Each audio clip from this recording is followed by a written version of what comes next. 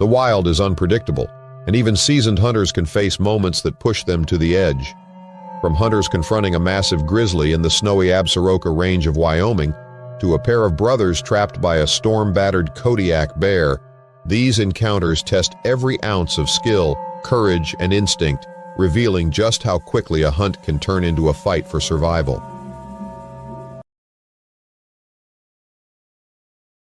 The Absaroka Range stretched in endless waves of snow-dusted peaks, the October air sharp with cold. The sky washed a pale blue as thin clouds drifted over the ridge lines. It was October 14, 2006, the height of elk season, and Jack Thornton moved with steady purpose through the timber, his boots sinking into crusted snow that snapped faintly beneath his weight. Beside him, Bill McCall kept pace, his breath steaming in the morning chill, his pack filled with gear they might need if the hunt stretched long, from ropes to knives to the essentials of backcountry survival. Jack carried something older than the mountain trails themselves, his grandfather's worn .45, 70 lever action, the steel darkened by age but oiled to a shine, the walnut stock burnished by the grip of 3 generations of hands. He never hunted elk without it, and though it was heavy, it carried with it the weight of memory and duty, and that mattered to him more than ease or convenience. They had tracked fresh elk sign for hours, weaving along a narrow creek where the banks rose steep with brush and spruce, and their senses were alive with the subtle sounds of the forest, the calls of distant jays, the rustle of snow sliding from branches, and the shifting wind that carried with it the musk of wild animals. Both men were seasoned hunters, proud of the discipline and patience the pursuit required, proud of walking the ground as their fathers had before them, and proud of enduring the cold and the stillness for the chance at a clean shot. Elk hunting in Wyoming's mountains was never easy, but for them it was a calling, something that spoke deeper than sport, something tied to the wild itself. The ridge ahead curved low, shadows pressing thick beneath the timberline, and as they approached, both men slowed, the silence sharpening around them until even the sound of their own breathing seemed too loud. It was then, without warning, that the ground seemed to tremble beneath their boots, the stillness ripped apart by a crashing force that shattered through the timber. From behind the creekside ridge, an enormous grizzly erupted into view, its massive shoulders blotting out the line of trees, its roar carrying like thunder across the snow. Later, men would say it had weighed over 1,400 pounds, one of the largest ever recorded in the lower 48.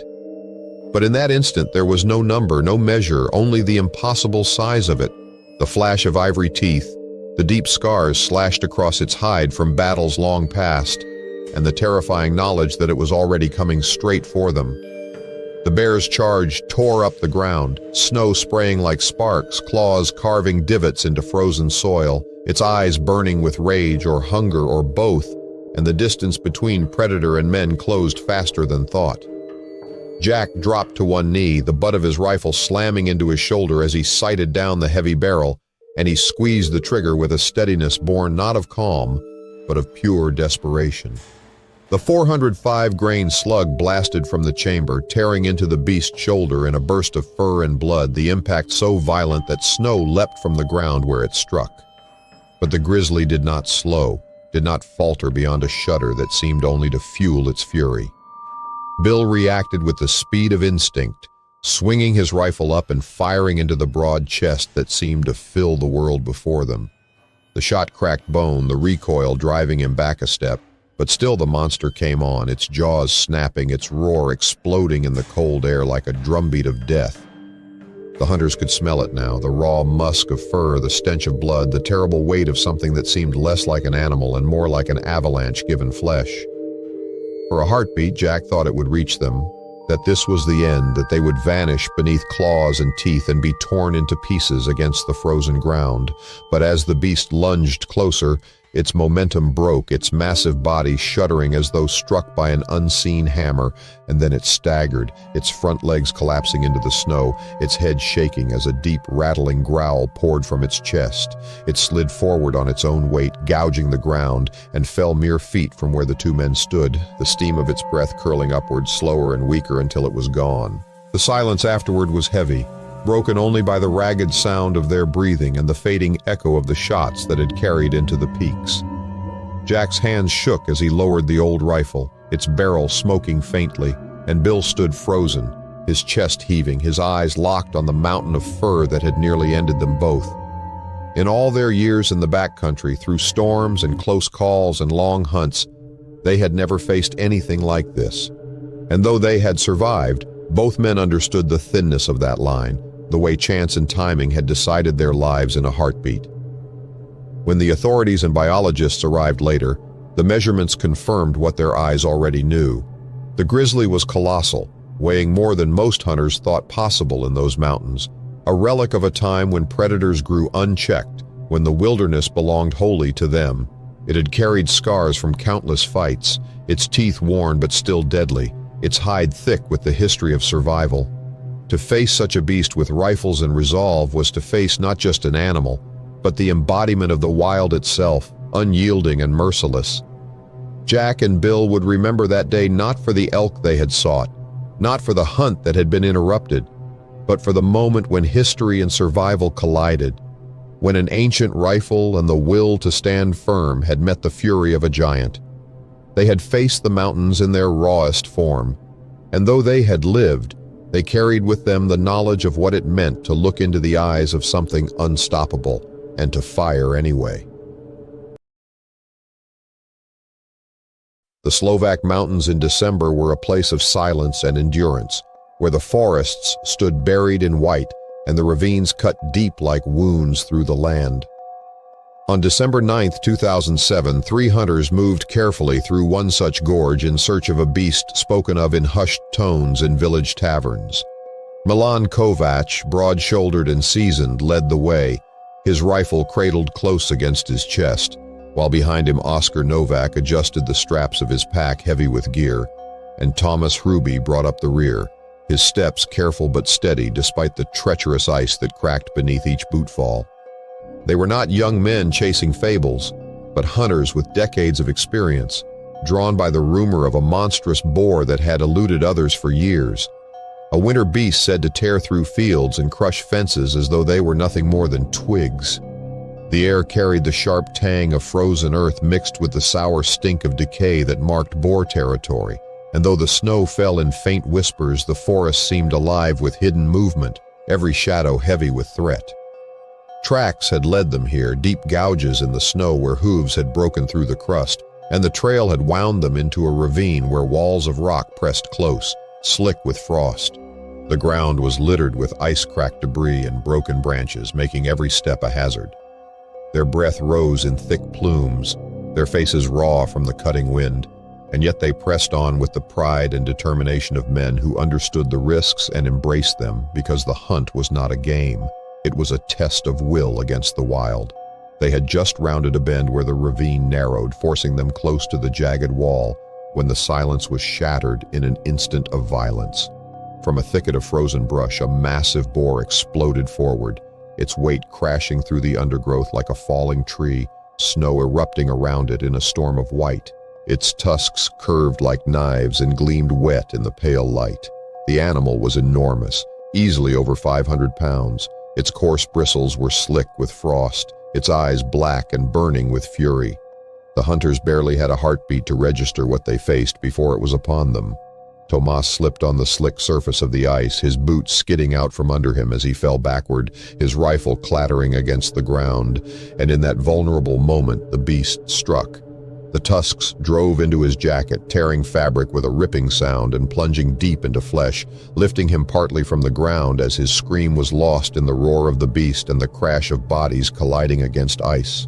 Milan swung his rifle up, heart-hammering, hands stiff with cold, and fired, but the shot struck stone, sparking chips of rock into the air as the echo rolled through the ravine.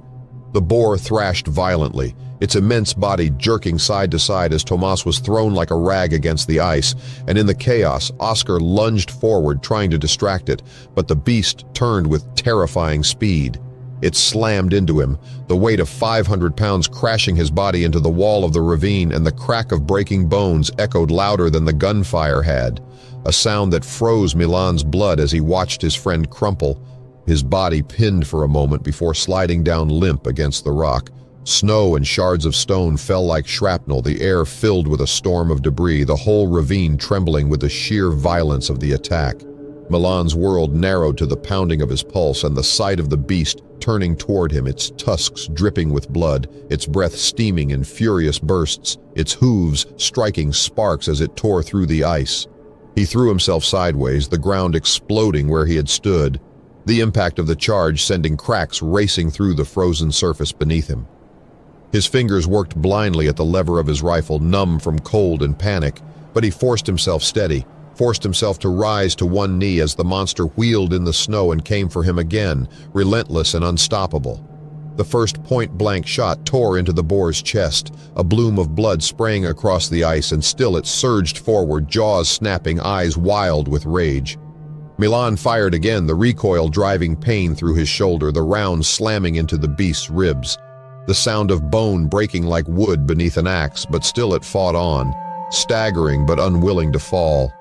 He braced himself, breath ragged, and fired once more, the muzzle nearly touching the thick bristles, the shot hammering into the neck and spinning the beast sideways, where it crashed onto the frozen ground in a spray of snow and ice.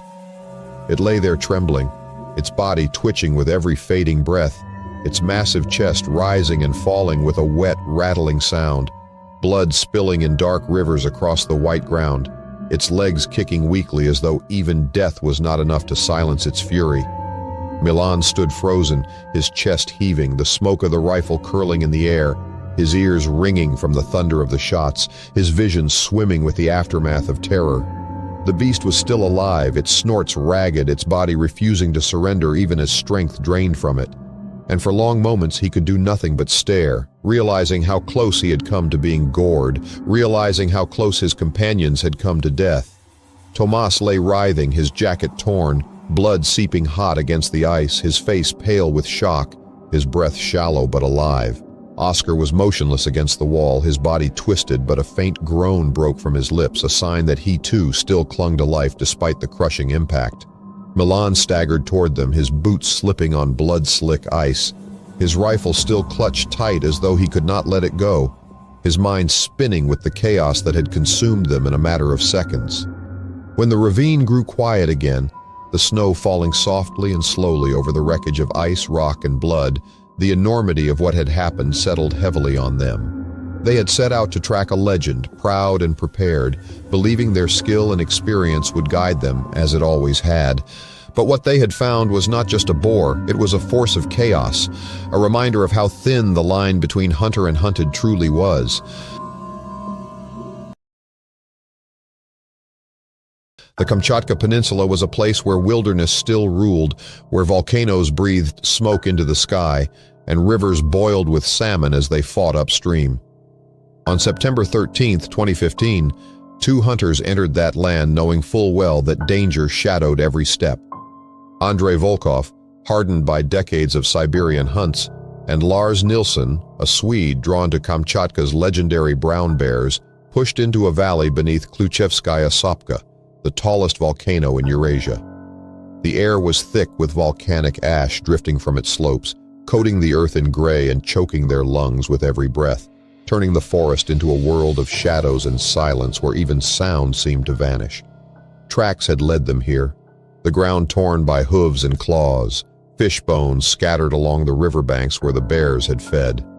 It was the season when the animals gorged themselves on salmon and pine nuts, their bodies swollen in preparation for winter, and both hunters were prepared for giants. Andrei carried a .338 Lapua, built for long-range power, while Lars held a .375 H&H, chosen for its close-range stopping force. They were proud of their skill, steady in their experience, and though they moved cautiously through the fog, each carried the quiet confidence of men who had faced danger before. The ridge ahead was slick with loose ash, their boots slipped on the shifting soil, and the fog was so thick that they could see only 20 yards. The air burned their throats, their eyes watered, and every movement seemed swallowed by the haze, leaving them blind to what lay only steps away. It was then, through the swirling gray curtain, that the shape appeared. At first it was only a shadow, immense and unnatural, and then the fog opened just enough to reveal a bear, its shoulders humped like a boulder, its fur ghostly with ash. It stood enormous, later estimated at more than 1,200 pounds, rooting through the earth for fallen pine nuts. For a moment it had not noticed them, and the hunters froze, their hearts hammering in their chests. Then the wind shifted, the bear lifted its head, nostrils flaring, and in an instant its eyes locked onto them. With a roar that shook the fog, it lunged forward, its claws tearing the soil as its body hurtled toward them with terrifying speed. Andre dropped to one knee, bracing the rifle, and fired. The .338 cracked through the air, the round slamming into the broad chest, blood spraying into the haze, but the beast did not falter. Its momentum carried it forward like an avalanche, jaws snapping, eyes burning with rage. It struck Andre with shocking force, teeth crushing into his shoulder with the sound of breaking bone, lifting him off balance and flinging him backward in a storm of ash and blood. At the same time, the claws slashed outward, raking across Lars's leg, tearing through fabric and flesh, the pain blinding, the ground around him splattered red. The fog turned into chaos, and the men were thrown into survival before they had even steadied themselves. The bear twisted in fury, blood streaming from its chest, but its strength remained unchecked. Andre staggered, his left arm hanging uselessly, his rifle slipping, blood pouring from his wounds in waves he could not stop. He tried to raise the weapon again, his right hand trembling, but the beast was already turning, its bulk blotting out the gray world, its roar deafening in the still air. Lars dropped to one knee, pain ripping through his thigh, but he forced the rifle up, the barrel almost pressed to the bristling chest, and pulled the trigger. The .375 thundered, the round tearing through heart and lung, the impact jolting the beast sideways. The grizzly stumbled, claws scraping deep furrows in the ash, its roar breaking into a ragged, gurgling sound as blood poured from the wound. It staggered another step, then crashed to the ground, the earth shaking under its weight, a cloud of ash rolling through the valley as though the volcano itself had exhaled. Its chest heaved once, then again, each breath rattling wetly before silence fell. The silence was broken only by Andre's labored breathing, every gasp heavy with blood. Lars dragged himself to his side, tearing at his pack with slick fingers, bandages spilling into the ash, pressing cloth against the ruin of his friend's shoulder. His own leg bled freely, but he ignored it, his hands shaking as he fought to stem the torrent. The fog closed in again, the world shrinking to blood, ash, and the fading strength of the man who had carried them through countless hunts. For nearly an hour Lars worked, pressing, binding, begging silently for Andre to hold, but the blood would not stop. Andre's strength ebbed, his eyes dulled, his chest slowed, and in the gray light of the valley he finally stilled, leaving Lars alone with the dead bear sprawled beside them, its great bulk dusted in volcanic ash like some ancient monster carved from the mountain. When word spread through Kamchatka, locals gave the creature a name, the volcano bear. They spoke of its massive size, of how it had emerged like a ghost from the fog, and of the hunter who had fallen to its fury. Andre Volkov was remembered as a man who stood against a beast few could even imagine. But for Lars, the memory was darker, not of glory, but of survival by chance, and of the sobering truth that in Kamchatka, it was the wilderness itself that decided who lived and who did not.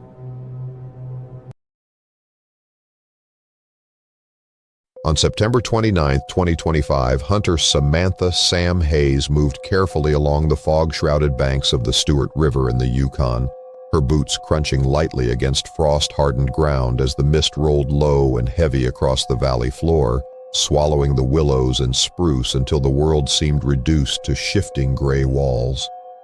The rut had begun early, and the haunting calls of bull moose echoed faintly through the haze, their deep grunts vibrating like drums in the distance, each one a reminder that massive antlered beasts moved unseen just yards away.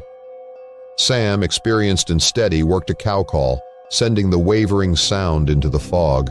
Her heart was measured but expectant, her .338 Winchester Magnum cradled tightly in her hands, ready for whatever would break the silence. At first there was nothing, only the low hiss of wind and the wet drip of melting frost from the branches. She thought the bull had turned away, lured elsewhere by rival cows hidden in the mist, but then the earth trembled beneath her boots, subtle at first and then violent, as if something huge was tearing through the brush at full tilt. The fog boiled, trees snapping like matchsticks, and then out of the white wall came a monstrous bull, its rack stretching wider than 6 feet, massive tines catching the faint light, its eyes burning with rut-driven rage as it bore down on her with speed no one would expect from such a colossal animal.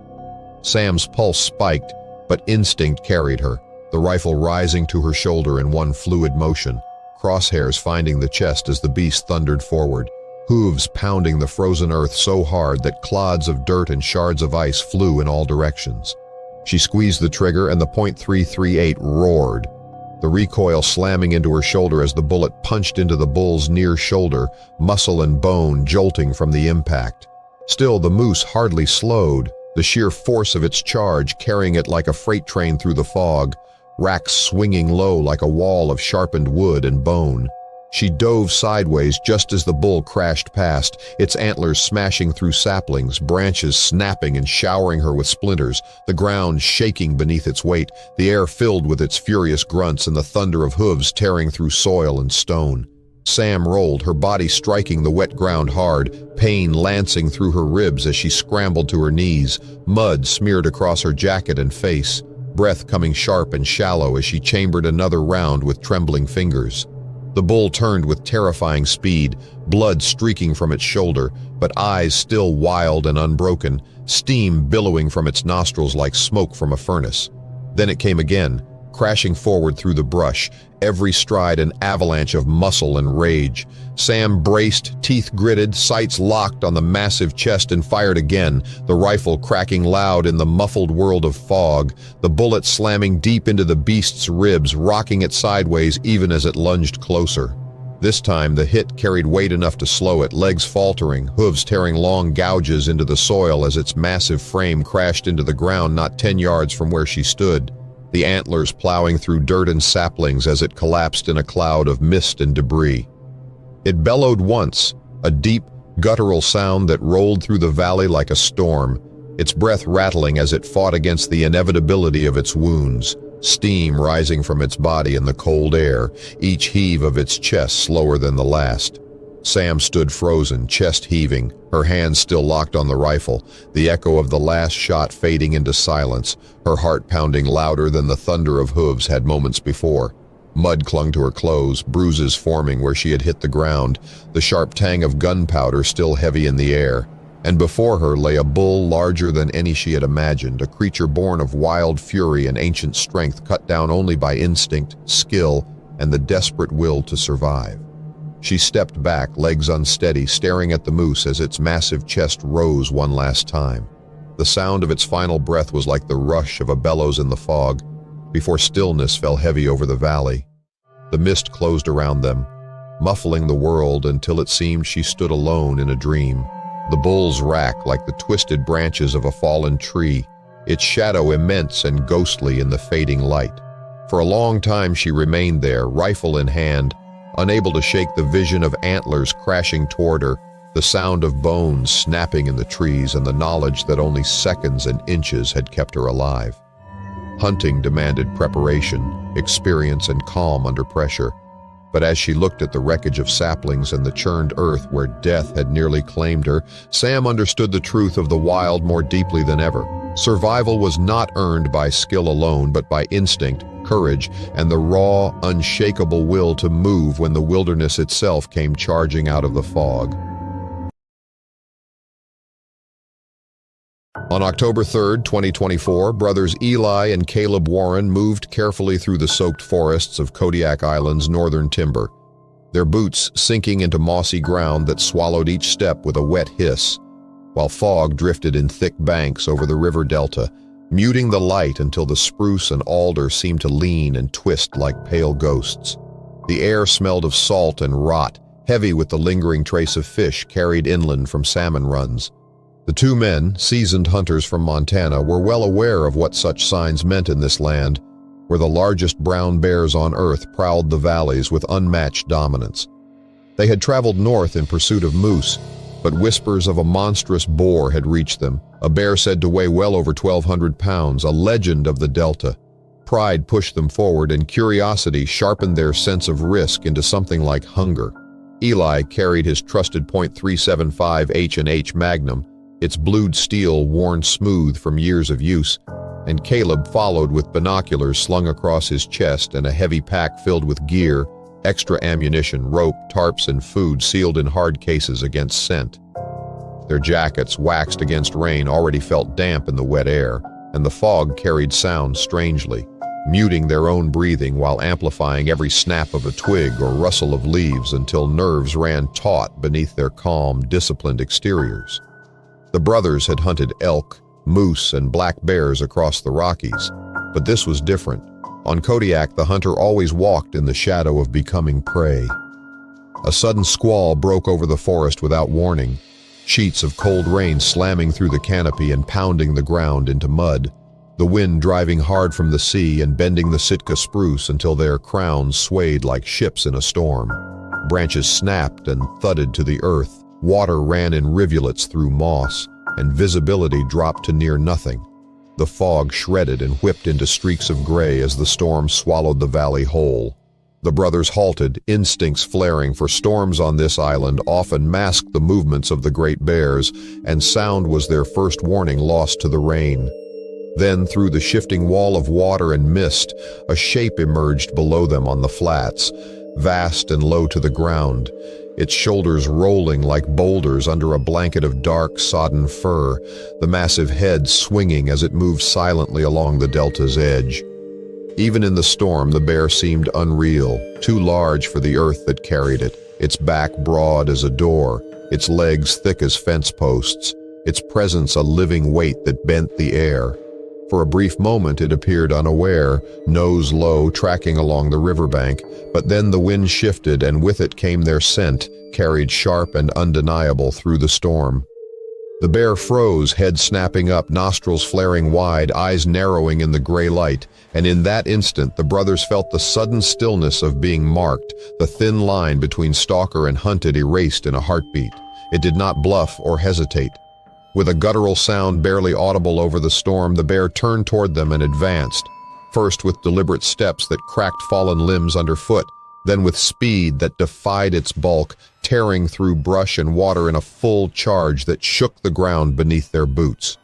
With no time to retreat across the sodden flats, Eli and Caleb lunged for the nearest Sitka spruce, their boots clawing at the slick bark as they pulled themselves upward, hands sliding against wet wood, hearts hammering in their throats. The tree groaned under their combined weight, its soaked limbs flexing, the bark ripping under their gloves as they climbed higher. Meanwhile, below, the massive bear crashed into the trunk with the force of a battering ram, its shoulder slamming against the base, its claws carving deep gouges as the bark flew in chunks.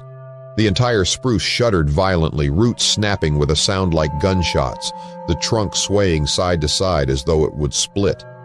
Eli braced himself against the limbs, leveled the .375 downward, and fired, the rifle roaring in the storm, muzzle flash bright against the gray, the heavy bullet slamming into the bear's shoulder.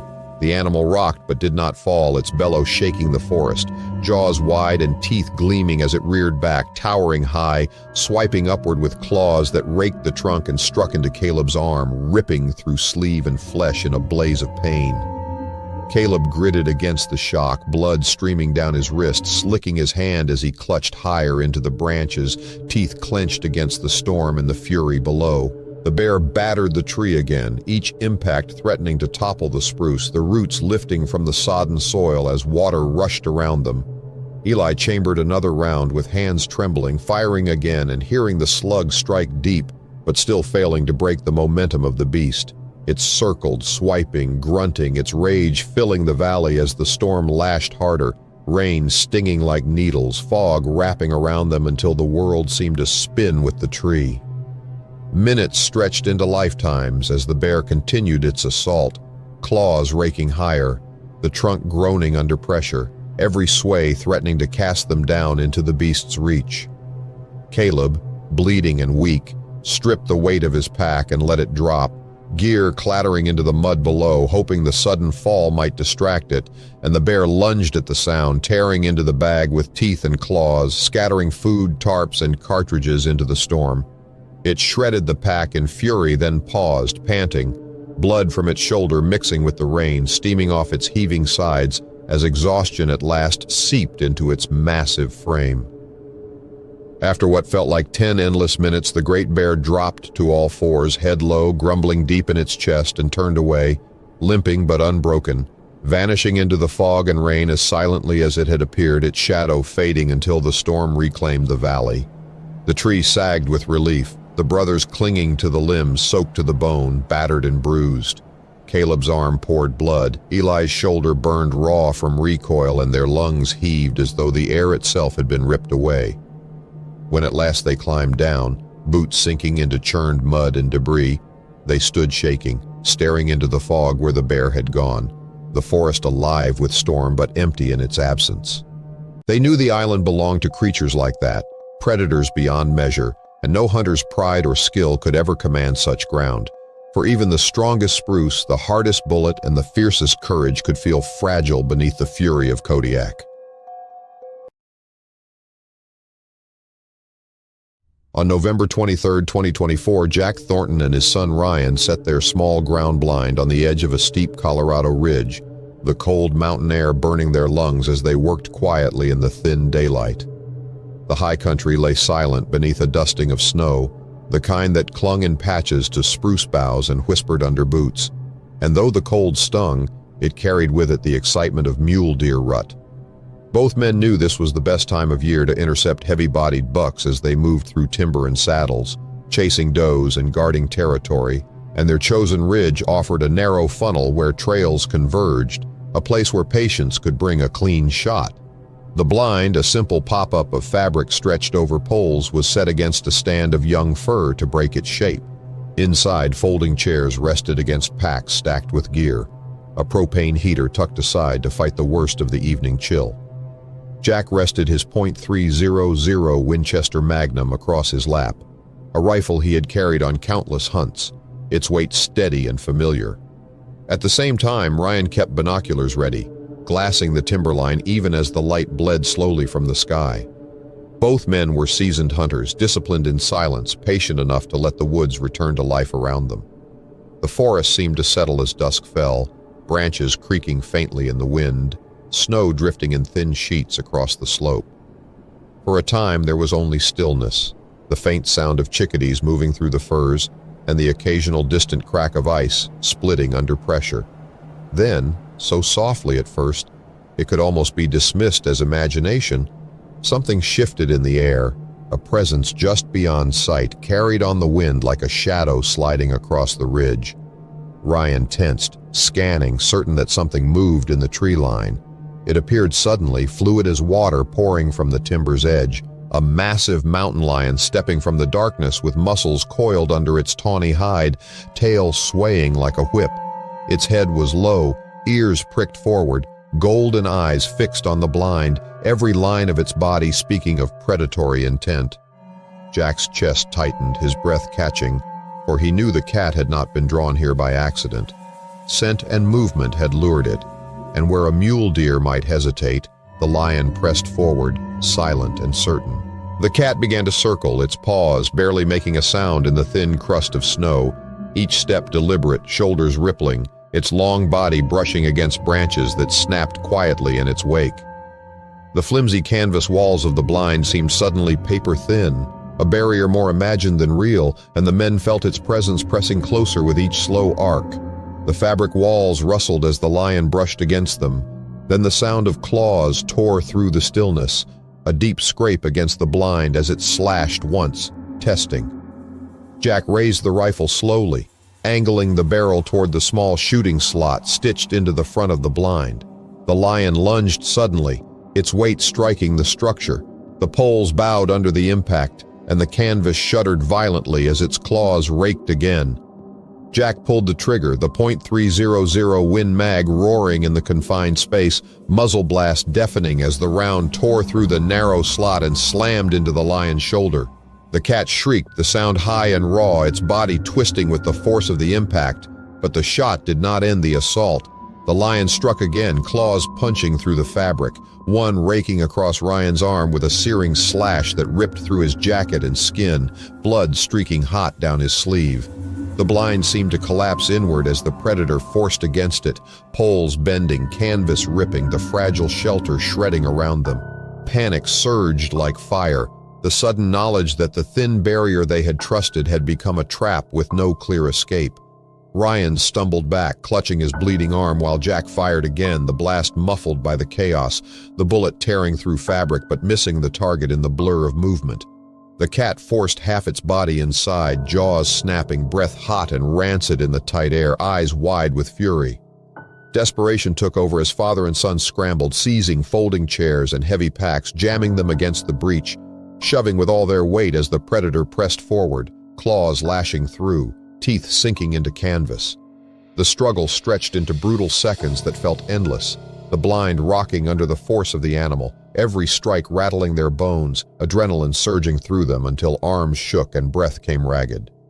Jack chambered another round, ready to fire point blank if the cat broke fully inside, but the pressure against the barricade suddenly shifted. The lion hesitated, panting, its body quivering with rage and pain, hot blood dripping from the hole in its shoulder onto the snow outside. It snarled once more, deep and low, then withdrew with a fluid leap, tearing through what remained of the blind as it vanished back into the trees. For a long time they stayed braced, holding their makeshift barricade in place, straining for sounds in the storm-dark forest. Only the wind answered, tugging at the torn canvas, the night closing around them with oppressive silence. When at last they lowered the packs and stepped from the wreckage, the forest floor lay churned with claw marks. Blood drops scattered in the snow, but the lion itself was gone, melted back into shadows as if it had never existed.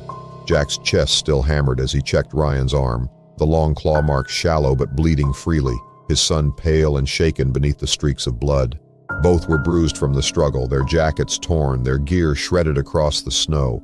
The blind, once a small fortress against the elements, now hung in tatters, its poles bent and broken, a reminder of how fragile such barriers truly were when tested by wild power. They gathered what little they could salvage, hands still trembling as they packed, the cold night closing in around them. Pride in their skill and preparation remained, but it was tempered now by a humbling truth. In the mountains, predators moved like shadows, silent and unseen until they struck, and that even behind walls, safety was no more than an illusion when a mountain lion chose to test it.